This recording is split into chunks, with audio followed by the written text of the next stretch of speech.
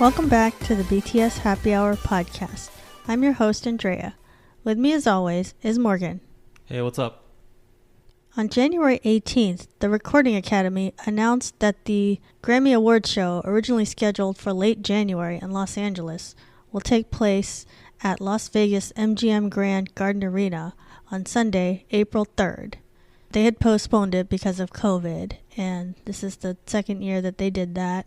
So now they have a date, and this is the first time it's been in Las Vegas, which I don't know if that is a big deal or not to fans, but, you know, usually it's in LA. Of course it's in LA, usually. Yeah. I guess their restrictions are too strict for right now, and Las Vegas must be the best alternative. Mm-hmm. It says in this article that they've had the Latin Grammys multiple times in Vegas, so they're used to having a Grammy show there, so it shouldn't be that different from that. But it's very different for the regular Grammys to be there. And I guess the big question for us is like, okay, is BTS gonna go? Well, they said they're not, right? No, they didn't say anything yet. They said they're not going to the one in January, and we don't know what their schedule is in April. So they could go, they might not. We don't know what their plans are, because remember that they've scheduled the Permission to Dance concerts in Seoul. Those are happening in March, but we don't know what dates in March. So if that's really close to April, then I don't really see how they would be able to make it. Like, it was late March. Would they want to go to the Grammys like a few days later? I don't know, because if they were going, then it would be because they're performing, right? And so they'd have to prepare something, and, you know, that would take practice. And if it's right after a concert, who knows if they can squeeze that in with the rehearsal and everything. Mm-hmm. I think they just don't want to go. You feel that they probably won't go. They were nominated for one thing, which they're not going to win. It's just embarrassing and insulting at this point. There's not much. That's the way I feel. It seems like it's more trouble for them to go than to not go. Do they even get to perform? If they got to perform, that'd be one thing. But clearly not. Otherwise they would already be scheduled to go, right? Yeah, they might be promoting it if they were committed already. It could be that they're still deciding on that, if it's worth it or not. And then the other issue, I think, for them would be all the travel and then the quarantine. It's not worth it for them. Just to go to the Grammys and be insulted again? Why? Yeah. But not to say that, going there and not winning is some kind of insult, but at a certain stature level it is. If there was some way for them to know if they were going to win, that would be helpful. I don't think the Grammys tell you, though. It's not completely... No, they don't tell you. It's not like it's not fixed. like MTV Awards or something, so they wouldn't tell them ahead of time. I still think they shouldn't go. Although, if they did go, I guess this is not revealing anything or too much, but we're slated to go to Vegas in mid-April. You'd probably want to move that to the Grammys if they said they're going to go, right? Right. Well, we would be there after, but... Right. You know, it'd be like, well... We have no tickets to the Grammys. No. But I do know a lot of people in Vegas, so we might be able to get something going. Oh, that would be... Some kind of... I don't know. We know a lot of people. You never know. I don't know if, like, club hosts and things like that would have the hookup for this sort of thing, but who knows? They probably do. You know what? If BTS went to the Grammys, they'd want to do some of the newer... They want to go to some of the places in Vegas that have opened up recently that are really nice, like the supper clubs and things like that. I think that's something they'd want to check out. Like Right, so if you're just in town, just go to the cool spots in town, and you might catch a glimpse of them. Yeah. I bet you the hotel rooms prices like skyrocketed, though, once they announced that. Oh, yeah, of course. The Grammys, so you'd need a place to stay if you're going to try to crash the Grammys or try to be... You're not going to crash them. You'd have to get in legitimately. Yeah. Well, there's people that, they have like seat fillers and audience people. That's like not crashing, though. They're legitimate. Yeah. I mean, those must be hard to get, but, there's people that do it, so maybe there's a chance there you could be in the same place as BTS and all these other musicians. So yeah, that would be more newsworthy if they went. So for the sake of this podcast, I hope they do go to Vegas for the Grammys, and whatever happens from that, we'll see. Oh, also, if there's Korean barbecue places in Vegas, those would be the places to... Oh, yeah, and I do know the Korean barbecue places. In our many trips to Vegas, we have been the most highly rated Korean barbecue. Yeah, you got to know the good spots, because I'm sure they're scouting that out if BTS is going. There's one popular one above the Wynn, like north end of the Strip. There's one in Chinatown. I'm just saying. You got to think of these things. If you want to like randomly run into BTS somewhere. There's a fancy Asian hot pot, expensive hot pot type place in Palazzo, or is it Venetian? They're the same. X-Pot. It's either Venetian or Palazzo. Oh, and also Resorts World that just opened. It's very Asian focused. Right. That so might be go there. Something they'd want to see. So yeah. So if you're in Vegas during that time, just go to all the Asian places and just hang out there and just pray. Hope that you'll be in the right place at the right time. Right. And then what will happen? I don't know. Nothing. You won't do anything. Will you like run up to them? They'll have security. Well, the thing is, and I've wondered, like, okay, what if this ever happened? If you just see a BTS member on the street, should you try to talk to them or not? Because there's kind of a code among ARMY. It's like, okay, don't bother them. I think it depends on the context. Don't disrupt their lives, you know? I think it depends on the context. If it seems like they're not busy, maybe it's okay. Yeah. I mean, I might take a picture from afar and maybe that's it, because I wouldn't want to like bug them. Well, here's the thing. I feel like if you're in public, it's fair game. You can go ahead and ask people whatever. You can want to talk to them or ask them for an autograph. Mm-hmm. That's fine. But just understand that it's also fine if they just say no. Yeah. They might do just... Yeah, if they say no, I would say, well, don't be upset. It's their right, you know? But I think that when you're in public, you're not legally entitled to people not talking to you. Yeah. Like if I was walking around in public, I have no right to just say, hey, you, don't talk to me. People can talk to me. At the same time, I can ignore them, right? Yeah. I can walk away. That's my right. But it is their right to talk to me and to say something to me. Like, hey, let me get an autograph, or you're my favorite, whatever. They can. You want to say that, you can. Mm-hmm. They're in a public. They have no expectation of privacy. So go ahead. It's probably your one chance in life, so you may as well try. Yeah. Maybe you don't want to regret that you didn't say anything. Right. I would want a picture with them, but they don't do that. They don't take pictures of fans anymore. Oh, okay. So well, if you know that, then don't even ask. That's disappointing. But maybe I would just say like one thing, like, you know, I went to the concert and it was great. I probably like wouldn't even think of anything good to say. But yeah, so if you're in Vegas and if they happen to go to the Grammys, there's a chance you might see BTS, because I'm sure they're not just gonna stay in their hotel room the whole time if they're going to the Grammys. I don't think they've been to Vegas before. Oh no, wait, they have, because Billboard Awards has been in Vegas before, so they've been there. But yeah, you might see them out and about. So speaking of Vegas, Adele announced this week that she is postponing her Las Vegas residency, which was going to be at Caesar's Palace in Vegas, and she said it's because half of her crew has COVID and delivery delays. I don't know what was being delivered. What's being delivered?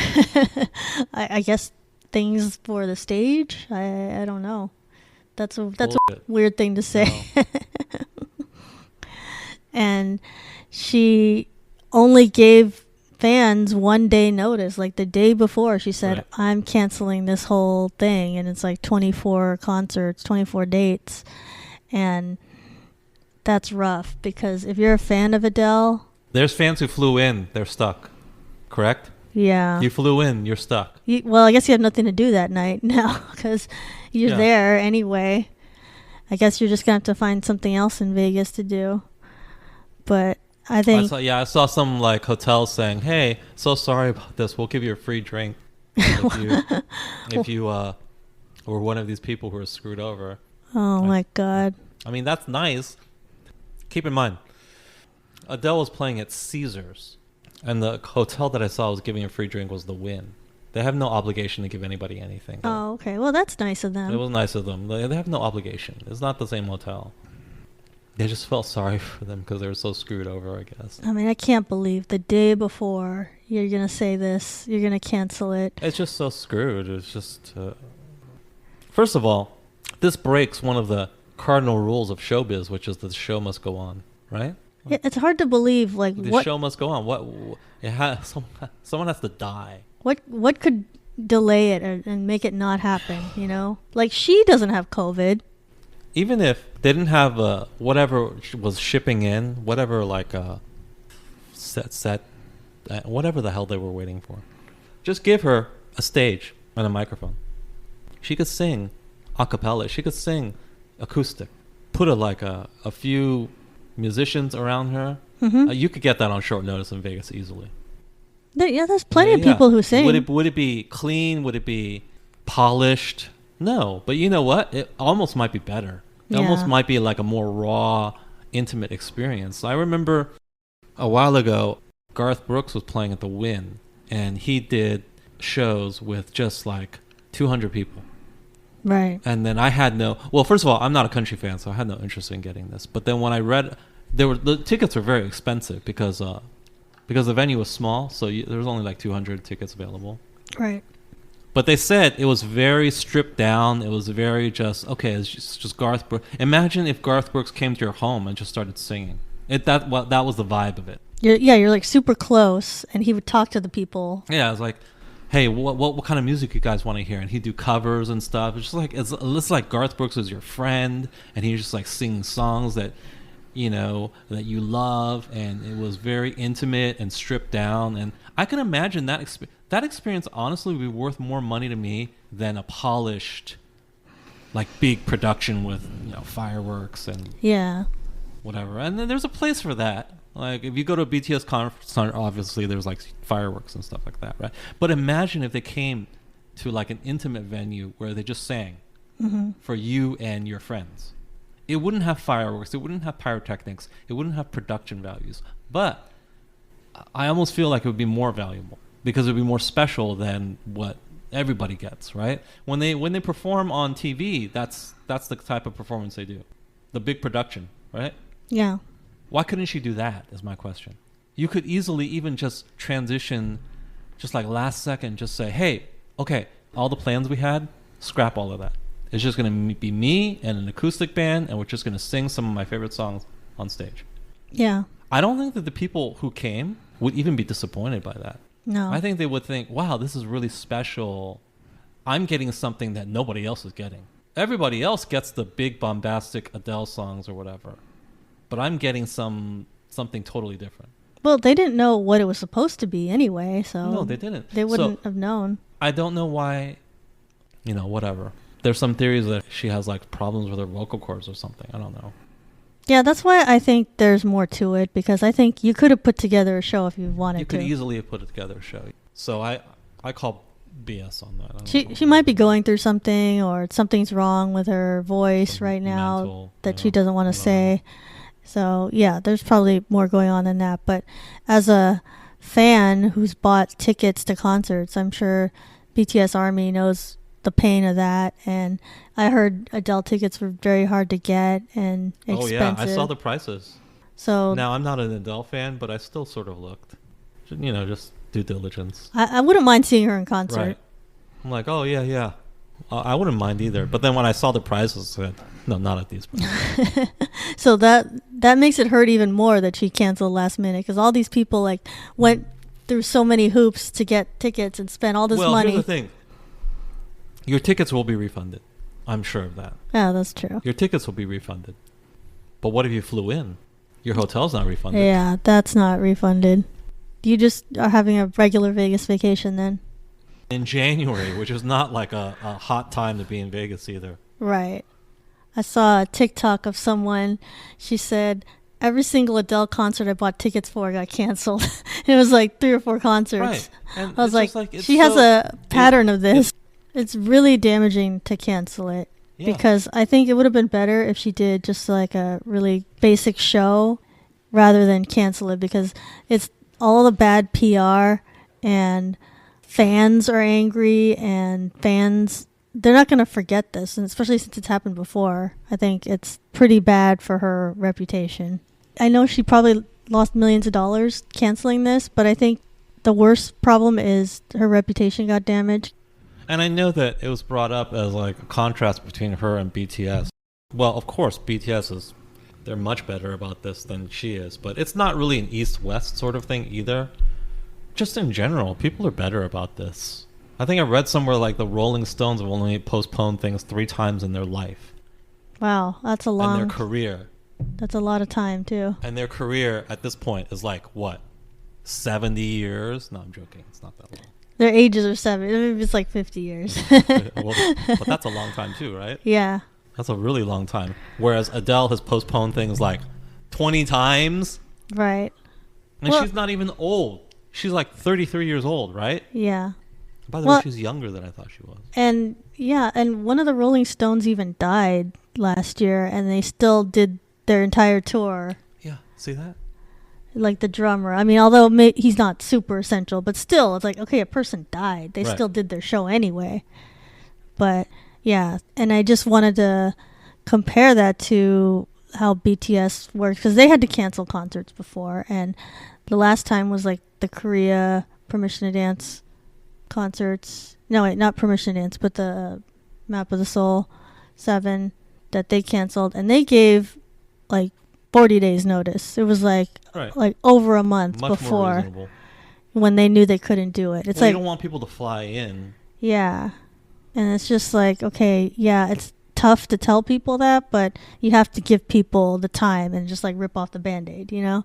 You're just making people spend money and like leaving them hanging when you do it at the last minute. Like even 1 or 2 more days, if Adele had said that she's canceling it, that would have really helped, because people could have canceled their flights and stuff. So. Well, the worst thing is that it hurts your biggest fans the most. Yeah, the loyal fans. Like the people who are willing to fly in to see you. Yeah, and like how many Adele fans live in Vegas? So it's probably almost all of them were flying in. So. Well, why are you not giving more advance notice? I just feel like it's just like a failure. A total failure. And an unwillingness to step up and just tough it out. Do you think it's Adele's fault, or do you think her team didn't manage this well? I'm not in her team or anything, so I can't say. It's probably a combination, right? Probably her team is giving her bad advice. Yeah. She's probably freaking out, like, oh, this is not here, that's not here. And there's nobody on her team to say, hey, look, it's not perfect, but the show must go on. You cannot disappoint people. Let's figure something out. Here's the thing. They came to see you and your talent. Let's say you bought tickets to like a BTS concert, and there was no shipment of the pyrotechnics or this, or all the backup dancers have COVID. Would you hate it if BTS just said, okay, we're just going to sing all the ballads or whatever, we're just going to sit and sing them? Because we don't have the choreography, we don't have the backup dancers, we don't have the pyrotechnics, we don't have any of the production values. But we can sing all of our ballads. We can just sit here and sing the more intimate, personal songs. Mm-hmm. Would you hate it? No. No, I don't think people would hate it. I think they think it's just like a different kind of special experience, right? And then no one would be like, yeah, I really liked that concert, except it didn't have enough fireworks at the end. Right, exactly. So there's something mentally going on with her, and she's just not coming through. Yeah, I think there's more to this story, and that can't be the only reason is COVID, because there's other concerts that are going on and other events, so it doesn't seem to have derailed other things. So last time we talked about the artist-made merch from 4 of the members of BTS, and the other 3 have been announced, and almost all of them have been released now, and the latest products are Jimin's purple with you hoodie and red carving earrings, J-Hope's pot set for plants and side-by-side mini bag, and then Jungkook's Army Street or Armis zip hoodie. I don't know which way he says it, but the Zip hoodie and the Microcosmos mood lamp. However, I feel like there's been some minor controversies popping up in regards to the merch.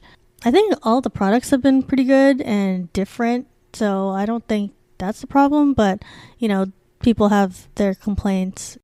So Jimin's 2 items were red carving earring. I thought that was a good product because that complements the Suga guitar pick necklace if you wanted a different kind of jewelry. So I thought that was a good product to choose, and also that could be male or female too. He also had a With You hoodie, which had the words like "You never walk alone," you on the front, and then "Never walk alone" on the back. Purple hoodie, and he made it into, it's just a hoodie, but he made it into a really unique item with the words. And he also had like printing on the hood, which is like, I don't know how, I've never seen that on a hoodie. It's like having words on the hood part of it. And it's like, if I wanted to create my own version of that, it's like, well, I can't really do that now because he made it like too unique. So that was a pretty smart of him to do that. But I think the only problem with his hoodie is that, okay, when you have a hoodie, do you want a pocket on it? Are you asking me? Yeah. Yeah.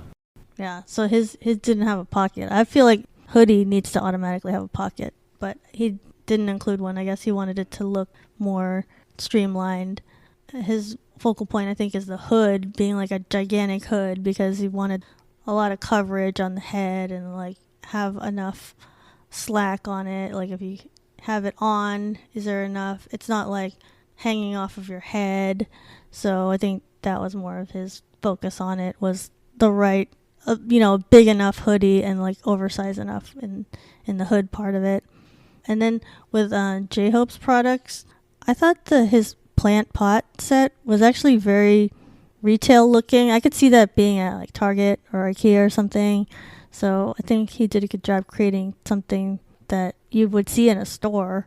I don't have plants, but I think that's probably a good item that would be a gift, or someone could have it in just their kitchen or something. So that's a good choice of a product. And his mini bag, I just want to say, it's somewhere on Reddit, I think, but I predicted he would have a bag like that, like a crossbody bag, because J-Hope, he always has a bag like that. So I was like, there's no way he's not going to design a bag. And I think he created a really good product because it's a mini bag, but then it has a lot of surface space on it. So you could put all your, BTS pins and brooches and things like that on it, which a lot of fans have a lot of those things. And so he made a good product that you can display them on. So I thought that was a really smart idea. Jungkook's items, he went last, and so I think his items were the most unique. He had a hoodie that was like a zip-up hoodie, but it's like asymmetric, like one side is longer than the other. And I was like, okay, I've never seen a hoodie like that. So just from that design sense, that's very different. And then his lamp, I could see everybody wanting to buy that. And so I think it was pretty cool how it projects all this light and stuff. I just wonder what it looks like in real life, if it's going to be as nice as it looked in the photos, if the light is that strong, or if it's just like, oh, it's just faint purple, then it's not that cool. But I just wonder, like, in practice, how well it works. But that's a product that I wish it was just more, well, like all of them, like I said, widely available. If they would have made a deal with like Target or something and have these things for sale there, that would have been a lot more convenient. Just saying. There's been controversies. The most obvious thing is that it's almost impossible to get the products because they sell out really quickly. And I don't know why that is. Like, do they just not have enough? Just so many people want to buy it all at the same time. But I think they should have just had more supply or had some kind of deal where, like, what I would like to see is if they just did a deal with Target or something, and then these things would be in stores and we wouldn't all have to log into Weavers at the same time to try to get these things, and maybe that would fix it. So that's what I think could be a solution for the future, but maybe they don't want to do a partnership like that. They want to, have all the money going through the Weavers shop. But I mean, that's their choice. But I think people are being very discouraged by this because hardly anyone is able to get any of the products, and especially because they have all these videos and stuff, people are really enticed and they're like, oh, I'm really excited about this, and then there's like no chance to get it. The other thing is the prices, which I think people expect them to be pretty high because this is unique products, so they're gonna price it higher than normal, than just whatever a hoodie or a handbag would be. It'd be like more than you'd expect. So I don't think there's a lot you can say about that, especially because clothing and things, like, okay, it's just whatever they think it should be is where they'll put the price at.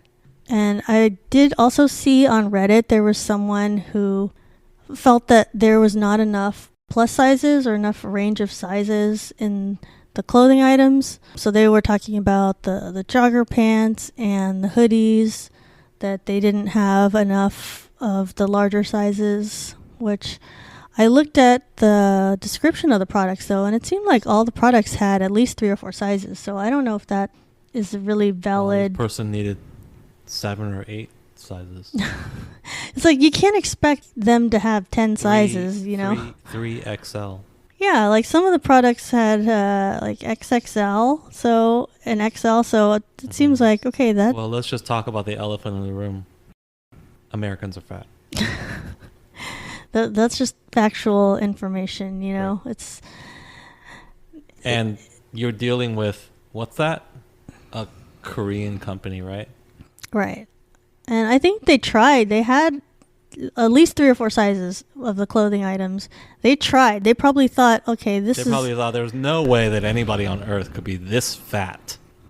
There's no way. But unfortunately, it did not account for us Americans. Well, just think about if you're Koreans living in Korea, you're walking around, what are the sizes of people you see, you know? Right. And then, although I have not been to Korea, here's what I do, okay? I've watched... Hey, this is an interesting thing you should do, actually, sometimes.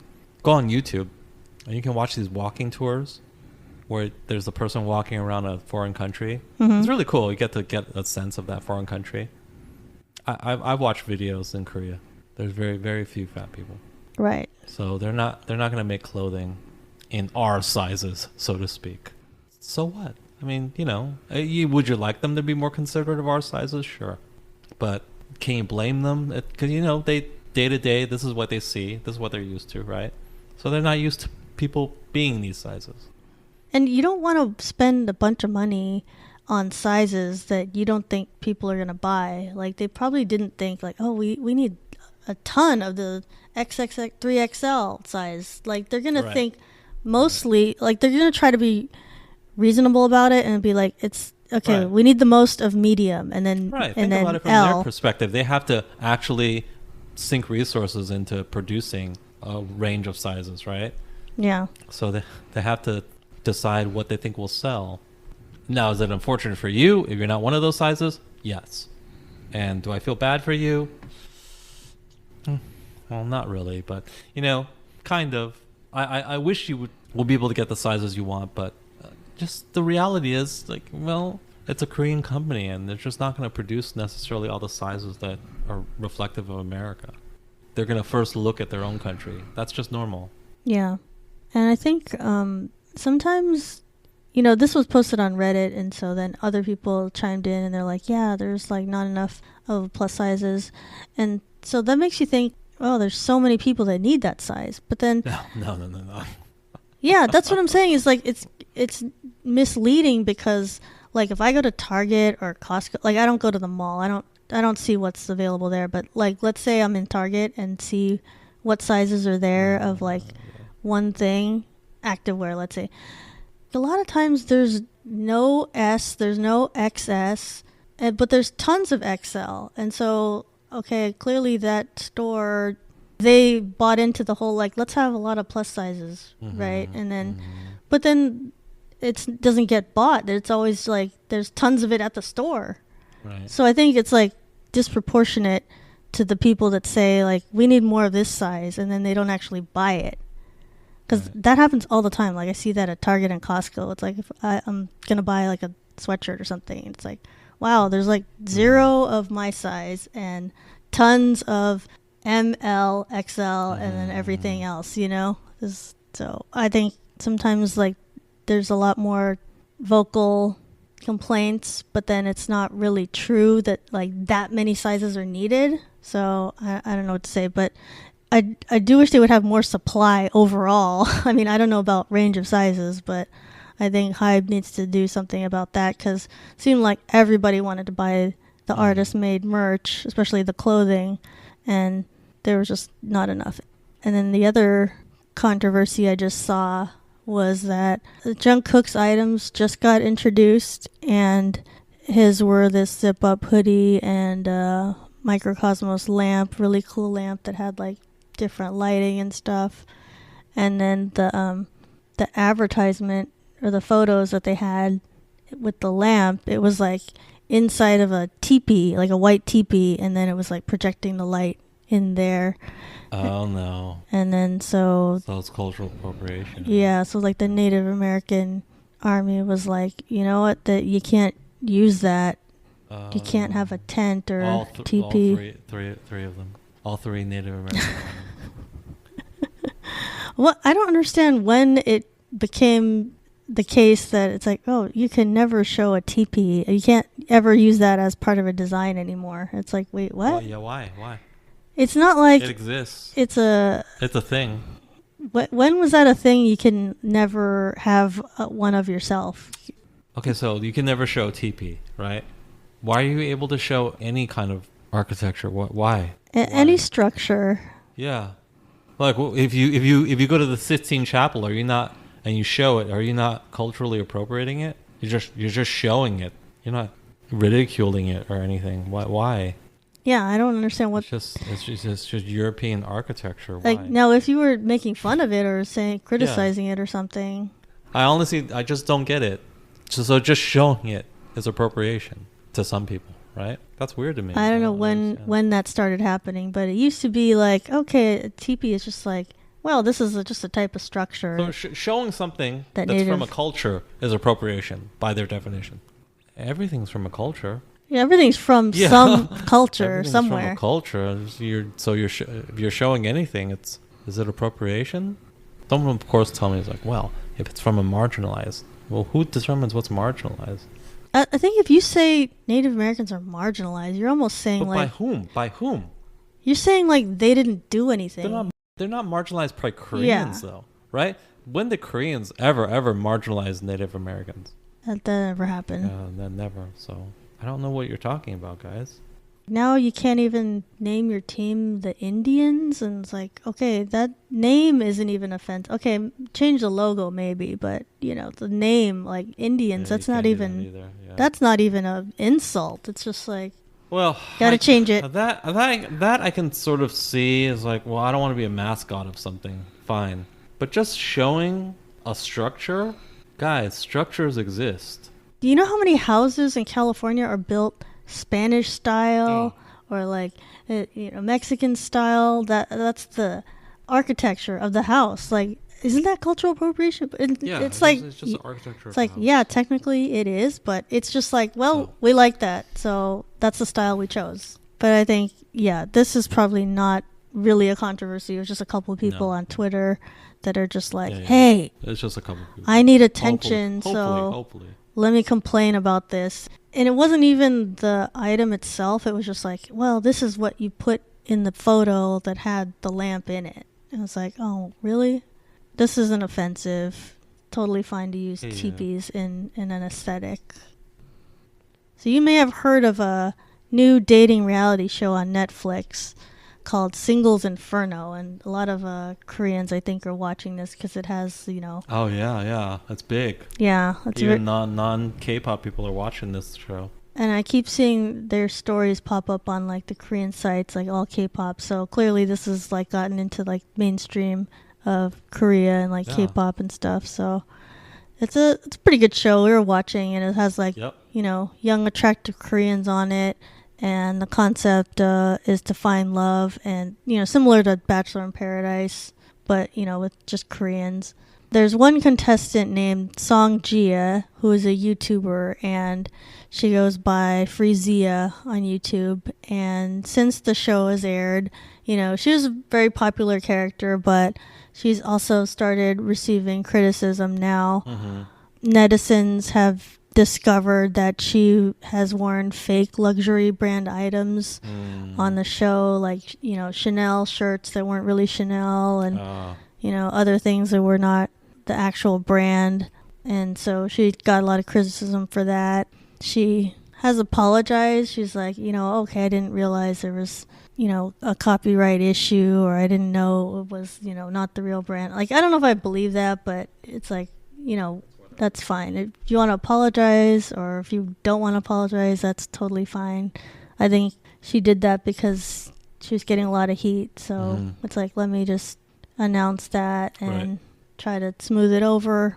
And, you know, then I thought, okay, this issue's over. Can people stop trying to cancel her? Because I liked her on the show. She was a very interesting character. But, you know, it seems like people still want to go after her, because now there's all these people that are like, you know, her whole persona is fake. She's like, her image is like, oh, I'm this rich person and I always get these luxury items, and she'll do like unboxing of like, you know, really expensive things.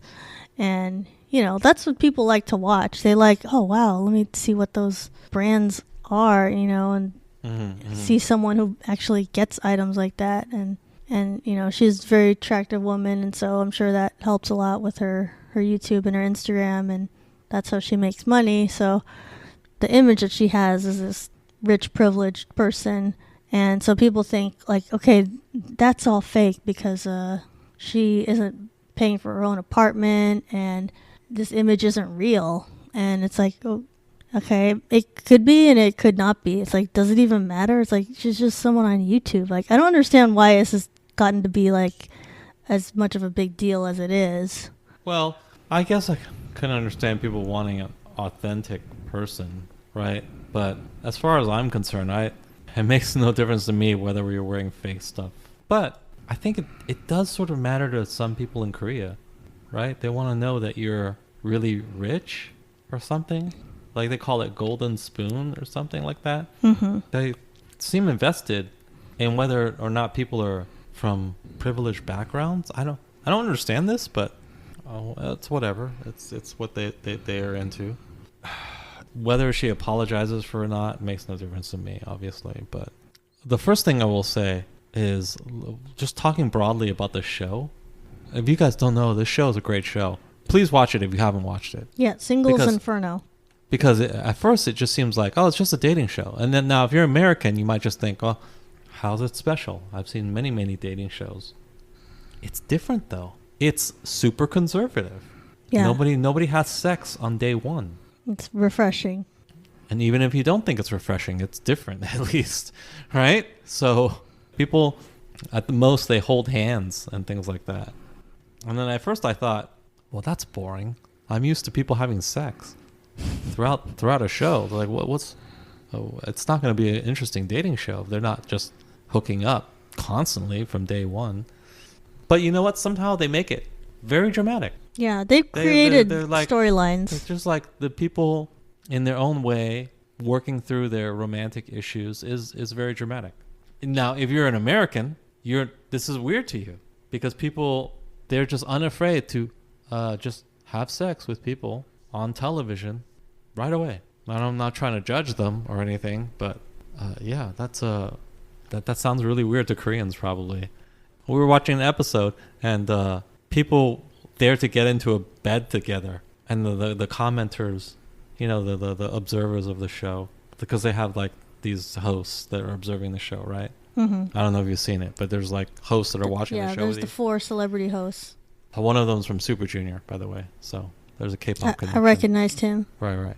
They were shocked. They were utterly shocked. Like, wow, you're gonna lie in the same bed? Yeah, because when they go to paradise, it's like, oh, a couple, if they choose each other, they go to paradise, so they get to spend time at a hotel room instead. So racy. They're gonna lie in the same bed. Oh my god. But it's like a very racy moment. But yeah, the hotel rooms, they have separate bedrooms, so you can sleep separate. And the vast majority of them took advantage of the separate bedrooms. But in American Bachelor, oh, you better believe they're sleeping in the same bed and they're having intercourse. Yeah. So it's totally different, is what I'm saying. It still produces drama. I mean, it's just how you edit it, how you tell the story, right? It's still really dramatic, and one could argue it's more romantic, more wholesome, you know. And these American shows, it's just sort of let's just get right to it, right? It kind of robs it of its romance. They try to add later the romance of like, oh, you know what? I decided you're the one. I'm like, yay. But everybody, including me, just saw you have sex with like 3 different people last week.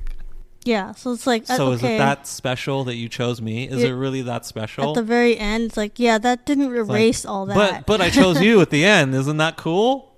Yeah, yay, I'm happy, right? But that doesn't seem as special, right? In this Korean show, when people choose each other, it actually feels more special. Like, wow, this person really is into that one person. Mm-hmm. I think you lose that with the more permissive, more sexually liberated shows in the West. Yeah, and the other thing is our shows, like, there's so many like fake storylines that you don't even see any like genuine connection happen before your eyes, whereas on Singles Inferno, I feel like you can kind of see it unfold because you see people's actual conversations. And like Bachelor in Paradise, it's kind of like stupid storylines. This is all constructed by producers. It's not like genuine things happening. So I recommend you watch the Singles Inferno show. It's really, really cool. And the people are very good looking.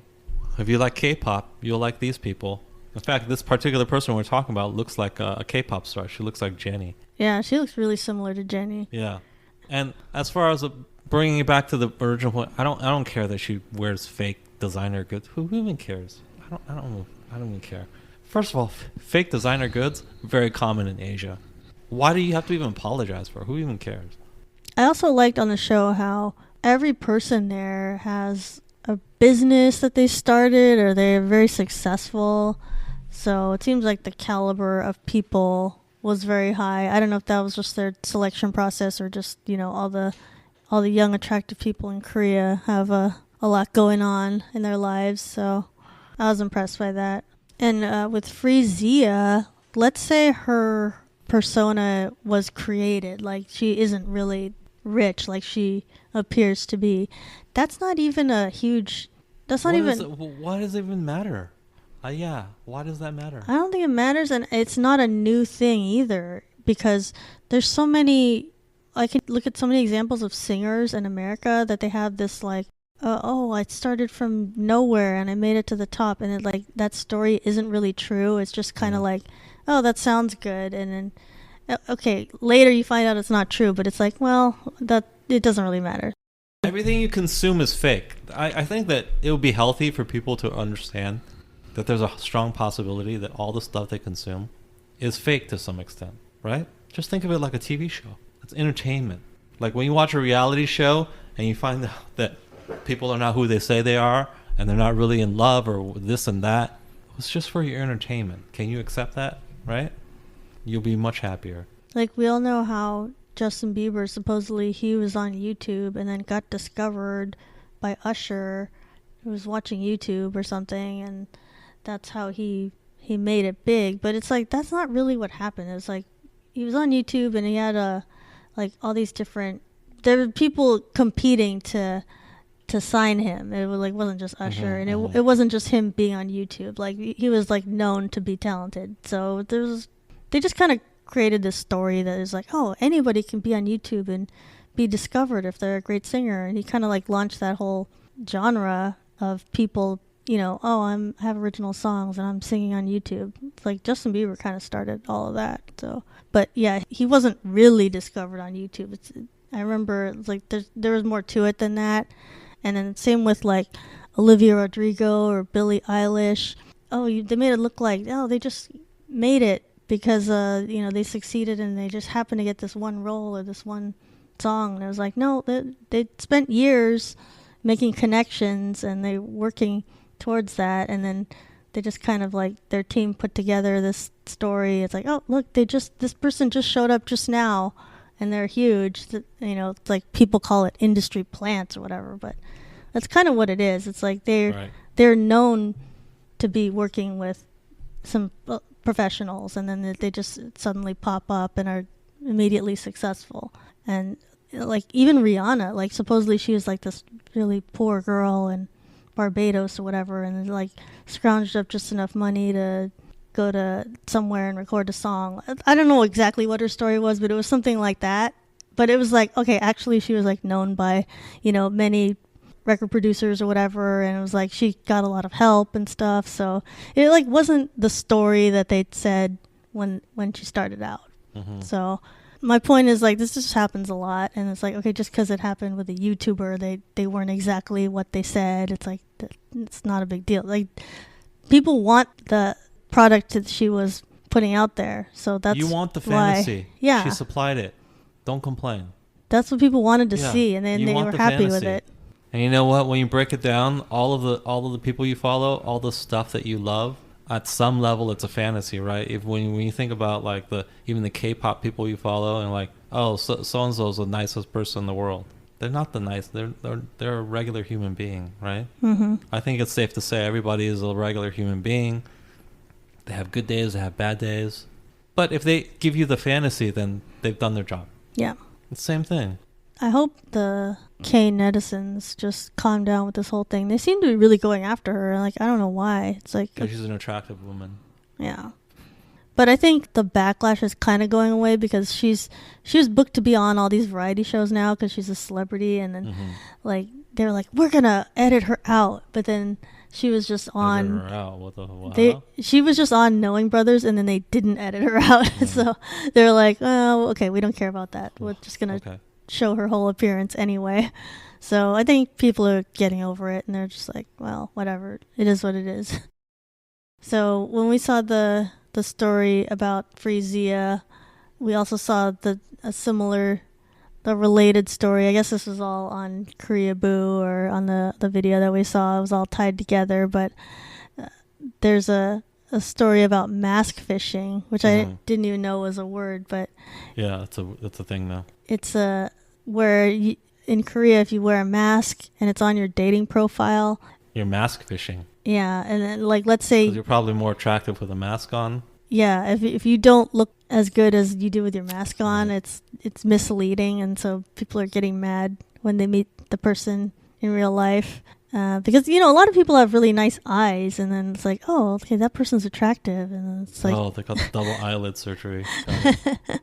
Well, I don't know about that, but it's like, that is what it means. Half of your face looks pretty good, and then you have a mask on, and then... It's not hard for half of your face to look good. Yeah. So according to this story, it's like the CEO of the one dating app was saying like, we're getting some dissatisfied users because they meet people in person and they don't look as good because they take the mask off. So then they're trying to put in more rules about, okay, you need to have most of your photos need to not have a mask on. Which I don't know why you would even have a mask on in your dating profile, because like, what does that tell people? I guess if you were trying to deceive people, then yeah, I guess I could see why. Well, I don't feel sorry for people who are quote-unquote mask-fished. First of all, if they're wearing a mask, it's obvious there's something that's hidden. It's not like... That's the tip-off already. It's not like super Photoshop or something. Come on, it's obvious, right? They're not showing their face. Just ask them to post a picture without their mask. Jesus. Like a truly attractive person isn't going to be wearing a mask. Exactly. A truly attractive person is going to love showing them in all their glory, right? Yeah. So be suspicious of anybody who has a ton of mask pictures, obviously. So I don't think it's catfishing because it's upfront. I'm like, well, I'm wearing a mask. Well, I have something to hide. I was going to say, at least you get the real person's face. Like, catfishing in America, like it might be a super edited photo, or it might be a totally different person in a photo. Know that. No, wait. You don't know that's not happening in Asia. That does happen there. It's not like they don't have programs to edit. That could too, but they edit their pictures heavily. They're more concerned with the mask fishing. Well, I don't know if they're more concerned, but it is a concern. But I don't know why it's a huge concern, because I doubt that many dating profiles even have a ton of mask pictures, just because it's so obvious. Like, hey, why do you have a mask on? And It's like, what are you hiding? Right. But you know what? These days, people keep their mask on most of the time anyway, so I guess what difference does it make? That's how you look. If you keep your mask on anyway, all the time. Right? I don't know. I just thought that was a funny story that's happening. Yeah, it is funny, but probably not a big impact on dating. Most people show their face in something. Do you think it's more of a problem that guys are wearing a mask or that girls are wearing a mask? I think guys, because guys can hide like a weak jawline. Yeah. Which is really bad. If you have a weak jawline, it's super bad for a guy. And you can hide that. I'm not sure what girls are hiding with it. I think girls are just more likely to just edit. So they wouldn't be like, oh, I'm just going to put a mask on in my photo. They're more likely to just use an app that makes them look better. But I could see the guys like, oh, I'll just wear a mask on. It'll just look like I'm someone who's very vigilant about wearing my mask. It's like, I am conscious of COVID, and therefore that's why I have a mask on in this photo. Thank you to our guest, Morgan. You can listen to BTS Happy Hour on Amazon Music, Spotify, Apple Podcasts, and other podcast platforms, or visit btshappyhour.com. If you like the show, please take a moment to rate us on Spotify and Apple Podcasts. New episodes weekly. Follow us on Twitter, Instagram, Facebook, and Weverse.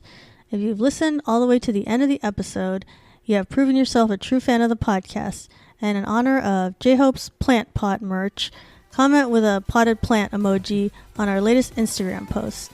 Until next time, this has been the BTS Happy Hour. Thanks for listening, and remember, make every hour a happy one.